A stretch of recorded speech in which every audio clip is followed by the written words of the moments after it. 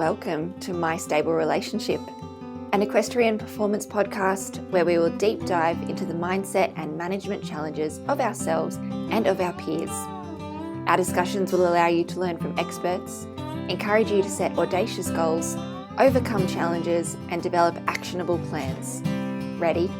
Let's do this.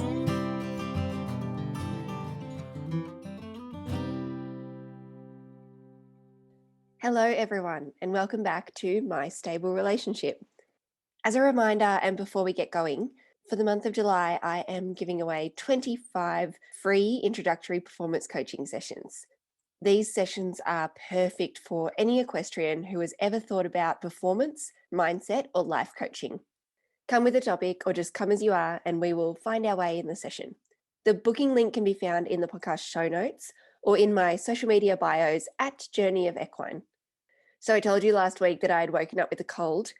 You can still hear me. I'm quite congested still. It very luckily ended up not being COVID. It is the flu though. So I don't know when we ever thought it would become a thing where we were glad it was the flu. But anyway, Tuesday and Wednesday last week, I was super tired. I was sore and I was quite knocked around by it. But I've had a few days to recover. I'm feeling more physically able and normal. I'm just still really congested and struggling with my breathing. So that's what you can hear this week. No worries, we will continue on. And it means that my horses have had a break in the paddock this week, which I sort of don't like doing because I like to have my hands on them every day. I like to check them, I like to watch them move, and I really play an active role in their rehabilitation.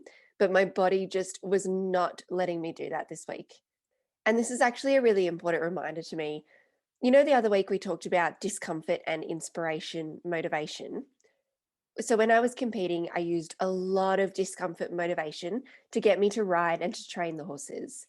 And I would actually back that up with a significant amount of guilt if I didn't get to ride or train on a certain day. And then one day, my dressage instructor at the time said something to me that really sat deeply with me. She said that my horse didn't mind spending a day in the sunny paddock and that the only person feeling sad about it was me. She basically planted the seed in my mind that I was bringing this feeling of guilt upon myself. And even though I would have preferred to work the horses for that day or that week or whatever, or relevant to this case, I would have preferred to be rehabbing the horses all week. It kind of is what it is. And my guilt is an internal feeling driven by my thoughts, directed back at myself, and it's making like this cycle of more awful and unproductive thoughts and feelings. So I try not to do that anymore. And my preference is to be with the horses every day, but I also need to be healthy in order to give them my best self, so I don't make myself feel guilty because of it anymore. But my time on the couch this past week has also given me a chance to think about last episode, which was data over drama, and some of the questions that you sent me after it, which was super awesome. And my overall reflection was that I'd really like to show you how, in some ways, I undertake this data gathering and then this trial and error process with my own horses. And my takeaway in particular from some of your questions is that even though we own the horse, some of you feel like you are at the mercy of your horse's healthcare providers. And I'm in no way going to give you advice here. I just want to point out that in many ways, this is a bit of a mindset state that you've possibly gotten yourself stuck in, and you may or may not want to reflect on. And I'd just really like to show you how I interact with my horses during their rehab or their training, and how I interact with my team of healthcare providers. So to do this, I think I'm going to start a blog about my horses and their rehabilitation process. So if you're interested, it'll be up on the website over the next week or so, journeyofequine.com.au. The AU stands for Australia. And I will try to remember to post updates on the socials when I've released articles and things. I think I will focus the blog on all three of my pillars, on mindset, management, and mastery. And I'll show you the changes that I can make to my horses using classical dressage. I'll talk you through what I'm doing with their hooves and their diets, their exercise programs, their paddock design, everything. I'll show you what data I'm gathering, how I'm approaching the changes, and talk through the why behind it. And I will be really honest about the good, the bad, and the ugly. So we will not just be talking about when things work, but it'll also be a really good opportunity to see when things don't go so well. And what I really hope that you'll see from the blog is my style of data gathering, assessment, and how I use this trial and error approach really freely in my approaches with my horses and in my life. And trial and error is actually our topic of today. So we're still spending these few episodes on my coaching beliefs. These are the beliefs that I bring into my performance coaching work, my equestrian coaching work, and I intertwine them into my day-to-day life as well. So today's is trial and error. And this topic really develops on from last week's topic, which was data over drama. And data really sets you up to understand what has happened so far. Then trial and error is the approach that you can use moving forward. Trial and error is the process of testing various ways of doing something until you find something that's successful. And I just want to caveat it that even if it's successful, it doesn't mean it might not change and not be successful in future. So trial and error can happen multiple times as you go on. And there are probably areas in your life that you undertake trial and error really naturally and really easily. So, as an example, I used to see it a lot in the show jumping ring, where if a horse wasn't doing so well with a certain type of bit, the owner would change the bit and test a new one. And if that new one didn't go so well, they'd try another one, or they'd have the horse's teeth done. And all of that is trial and error, and it comes really naturally. But in this podcast, I want to offer you another perspective. So I want to talk here about the times where you might be avoiding using a trial and error approach, or you might not believe that you can follow a trial and error approach with a certain circumstance.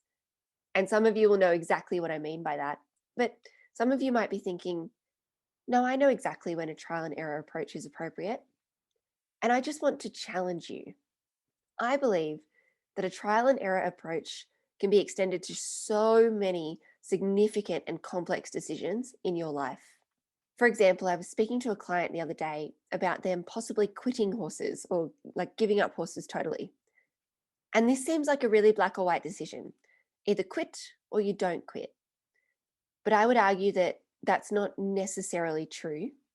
If we stay in the grey rather than being so black or white about it, and if we apply a trial and error approach, we end up with some other solutions, like maybe we lease their horse out for 6 months to run a quitting trial, or we sell their current horse, but we keep all of their gear in case they want to come back to it. Or maybe they just stop riding and they turn their horse out into the paddock for like 3 months and they just see how it feels to not do the horse each day. Or on the flip side, we could deep dive into the reasons behind why they want to quit. So perhaps there are other areas of their life that require trial and error in order to create enough space so that they can spend time with horses again and enjoy their horse. And just in that example, you can see how a simple yes or no decision turned into a series of experiments that will hopefully develop more clarity for my client and actually bring them closer to a state that feels more aligned for them. A career change is another good example. So before moving back into the equestrian performance coaching world, I was doing some career and corporate coaching. And lots of people treat career change like a severance of what they were doing previously, kind of like they can never go back. And I had an excellent mentor say to me once that he always tries to leave the door open with his previous role in case in the next couple of months he might actually like to transition back. And I know that's not always possible, but what is sometimes possible with a career change is to take leave from one job while testing another job. Or maybe you have a series of coffee dates with people in the new industry and you learn from them.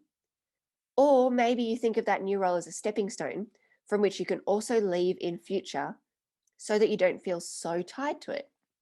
Or maybe you look to volunteer in the new industry before you swap. So many options. I have a good example of this. I don't know if you know this, but in 2021, I was going back to university to complete a Doctor of Veterinary Medicine. But what I realized was that I had already done some extensive time at university. So I already had a science degree and an engineering degree with honours. I had a project management qualification and a few other things. So basically, I wasn't sure if I wanted to do another 6 years of study. And what happens if I got to the end and I still wasn't completely fulfilled? So the choice kind of looks like accept and go to uni, or decline and don't go to uni, right? It's another kind of black and white decision. No. Using my process of trial and error, I stumbled across the option of deferring the offer and another option of volunteering at a vet clinic for a day a week for a year. Yes, I had to negotiate that with my corporate boss at the time, but they could see that it was really important to me, and we came to an agreement on how I could make it work. And I showed up every week at that vet surgery as a volunteer just to learn how they operated, what it would be like to be a vet in there, how I would feel, all of that. I learned so much from the vets there and the vet nurses. I helped in surgery, I packed surgical kits, everything. And what I learned was that a general vet clinic actually wasn't what I was seeking to fulfill me. And that's fantastic because it means that this trial and error approach helped me move from a doctor of veterinary medicine into veterinary research. And the best thing was the amount of freedom in my thinking in terms of trial and error. I reserve the right to change my mind. And that's something I never had before. And it's something I want for you. So let's have a discussion about what the steps actually are to applying this trial and error approach to your topic in your life. So these are your actionable takeaways for today's episode. So you might want to pause and quickly pick like a complex problem or a decision or a circumstance in your life that you'd like to apply this to. So it doesn't matter if it's horse related or life more broadly. I'm going to speak to more of a horse rehab perspective just as an example for you. So step number one is that you actually need to give yourself permission to take a trial and error approach. What if I told you that the ability to apply trial and error to your circumstances or to your decision making is based on your thoughts? It's based on your thoughts about whether or not you can, and it's based on your thoughts about the circumstance. And these thoughts might be holding you back. This becomes you standing in your own way, and you need to be the one to give yourself permission. And this granting of permission looks different for each of us because there are very different reasons why we might be holding ourselves back and not using a trial and error approach. So, one line of thinking could be that you can't make a decision because you don't want to fail, like a fear of failure. So, as an example, if we speak about rehabbing your horse, this plays out a bit like if you aren't getting started with the in hand work or the walking because you're worried it might not work. And in doing this, you are failing ahead of time. Giving yourself permission to apply a trial and error approach instead can help with this fear of failure because you're actually planning for failure and for reassessment with this approach, and then giving yourself a chance to change course. So, another version of this thinking is when someone is unable to come to a decision, and their underlying thought is possibly something like, there must be a right answer. And our primitive brain is programmed to want to know a right or wrong answer prior to taking action. And this works super well to keep us alive in many day to day situations. It just doesn't work so well for horse related problems. I see this in a rehab sense when you'll start to opinion shop extensively. And I'm not talking within reason, I'm really talking extensively. So let's say you've taken your horse to multiple different vets and you've gotten a different opinion each time. This can start to be very stressful because what you're seeking is a correct answer, and perhaps there isn't one. Meanwhile, in that time that you've been seeking that correct answer, you've actually stalled yourself and you've not been taking action. But if your thought is that the decision can be a trial and error approach, something that can be changed again later, you are much more likely to make a choice and just do something and move forward. You are much more likely to get your brain on board with you, and it allows you some relief and some scope to try something because it can be changed again later. The other benefit there is that if we are in a grey area, we tend to be much more open to critical thinking and advice from others. And I just really caution you that if you've got black and white thinking about something, you're not as curious and open as you could be. And that perhaps you're not giving your horse the best chance at rehab or at training or yourself the best chance in broader life by not being curious and open. So, my personal reason, and the reason I wasn't giving myself permission for trial and error back in the day, was based around people pleasing. So, I really didn't want to diverge from a path that others had set me on. I really wanted people to know I was doing the right thing, the thing that they wanted me to do. But this really wasn't serving me. So, for example, I had one particular horse who was diagnosed with navicular.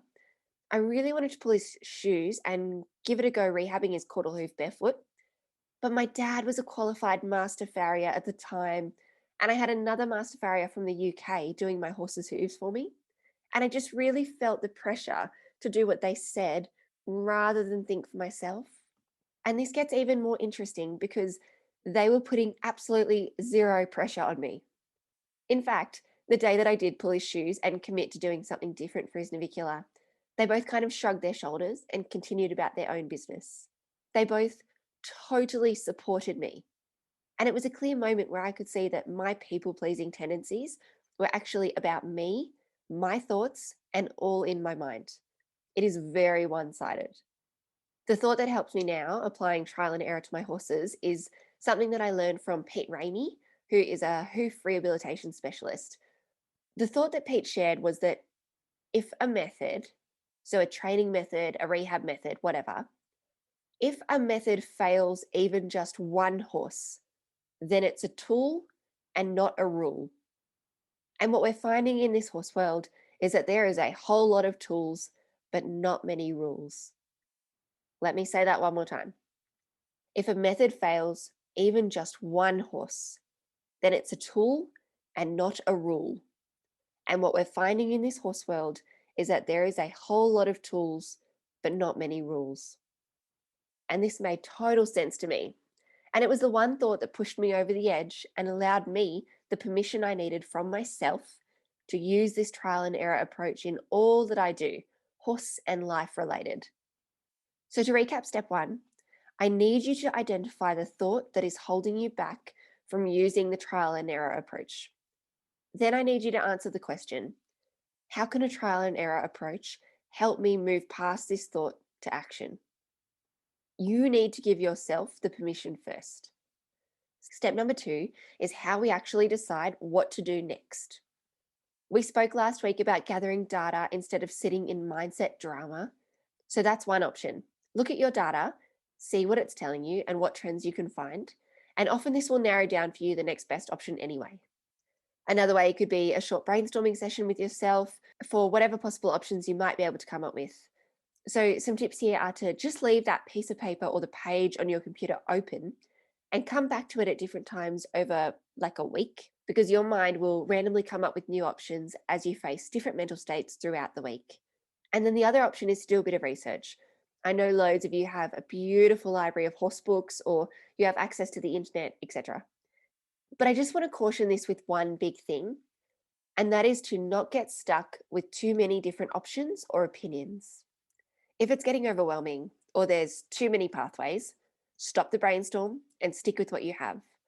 Remember, this is trial and error. We are borrowing the thought that there is no single correct answer, and therefore it doesn't matter what is on your page as long as those ideas might move you forward towards the goal that you have.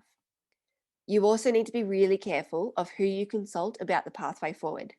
Choose the right people. So if I go back to my horse hoof navicular rehab example, I would absolutely consult my dad about it. Even though he doesn't do any farrier work anymore, he's been a master farrier previously. And back when he was doing hoof care, he was really progressive. He was one of the first people I ever saw put a wedge pad between the hoof and the shoe. So I would consult him. I certainly would not consult the lovely team at my local horse tack shop about my horse's navicular rehab requirements. And yes, I know there's a chance that somewhere there could certainly add something a little bit of value, but my point is that you need to limit your inputs in order to move forward. So I need you to only consult with those people who bring you the highest value for the topic that you're interested in. So, in summary, for step two, you need to decide what path you're going to take moving forward by consulting specialists, looking at your data, brainstorming, researching, whatever, but you are not going to get stuck in that process. So for step 2, for my navicular rehab example, maybe my idea is to increase the separation between his heel bulbs and grow some new healthy hoof without event lines. And to do that, I'm going to 1, go barefoot, and 2, put him on a hoof supplement because perhaps I've determined that his feed was deficient in some of the minerals that he needs. That is my pathway. I have lots of other pathways that I could have taken. So in future, I might go put hoof boots on him, or put rollers on him, rockers, or I might find a certain way of trimming, or I might look to pack out his sole, or so many different things. But you need to pick one path, not overload yourself with too many things, or you won't know what's going well and what's not. We talked about that last episode. And you need to just commit to moving forward. Step number 3, we need to set you a reasonable time period for the trial. So we're going to pick something reasonable and related to what you're doing. For my navicular rehab example, if I'm trying to grow a new hoof capsule and impact the spacing between the heel bulbs, I might need to spend 3 to 6 months to see any growth or changes. So let's say my trial might be 3 months long. If your horse has a ligament injury and your vet has said he needs 12 weeks of rest and rehab, please don't set the time period to 2 weeks. You won't see any difference in 2 weeks, and you will set yourself up to feel like you are failing and unaccomplished. If you're volunteering to test out a new possible career, please do more than 1 day worth of a trial. 1 day will not be enough to really get the feel for it.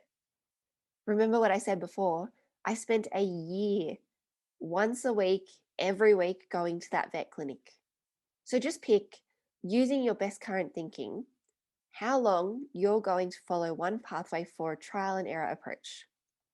And step number 4, we need to set a date to reevaluate how it's going. So this is the beauty with trial and error. You cannot just keep going forever. So I want you to schedule in a spot on your calendar with yourself at the end of your trial period. And you're actually going to sit with yourself and reflect on what went well, what didn't go well, and what you're going to do next. And again, this is why it is so important that you are collecting data throughout the trial period to assess if it's made an improvement or not. So for me, with the navicular example, I might be assessing hoof photos, angles, x-rays, videos of my horse in motion. I might have been tracking his lameness daily using like a scale of 1 through to 10, whatever. But at least that gives me something to say whether the trial was making an improvement or not. And from here is the best part. You get to pick what to do next. Do you stay the same? Do you tweak something? Do you go down a whole new path? It's totally up to you because you own the process. It's your trial and error approach. And if we borrow the thought, there is no wrong or right answer. And I want to finish the episode today with some points about where you might get stuck with your trial and error approach. So number 1, I see people not getting started. And we spoke about this a bit at the start, where you need to address your thoughts first to give yourself permission to try. So what's holding you back? Is it a fear of failure? Is it people pleasing? Are you seeking a right answer, even though there might not be any such thing? Not getting started keeps you where you are and will never help your horse and will never get you moving towards your goals, horses, or life more broadly. Something else I see people getting stuck on is swapping ideas too early. So this is normally due to shiny object syndrome or impatience. Our attention spans are so lacking these days, in particular thanks to overstimulation from our environment. But if you swap too early or before the evaluation point that you've set, you will never properly know if that approach would have worked or not. And trust me, I find this so difficult. Shiny object syndrome is my thing. I get so many cool ideas and I can jump from thing to thing to thing without ever properly implementing or finishing any of them. I have to really discipline myself about that last evaluation meeting and not letting myself swap ideas before then. Somewhere else I see people getting stuck is sticking with the trial too long, or not setting an evaluation period and just sitting in this state of wondering if it's working or wondering when you might do something else. And that's why the evaluation meeting is a step in itself. And the last place I see people getting stuck is believing someone else over themselves. This is a tough one because I don't want you to translate this into me saying not to trust your horse's healthcare providers, but I am seriously saying you need to consider where you are getting your advice from, in horses and in life more broadly.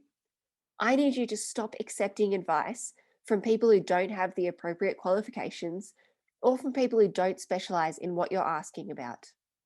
I need you to stop accepting advice from people who aren't where you want to be or haven't been where you want to be.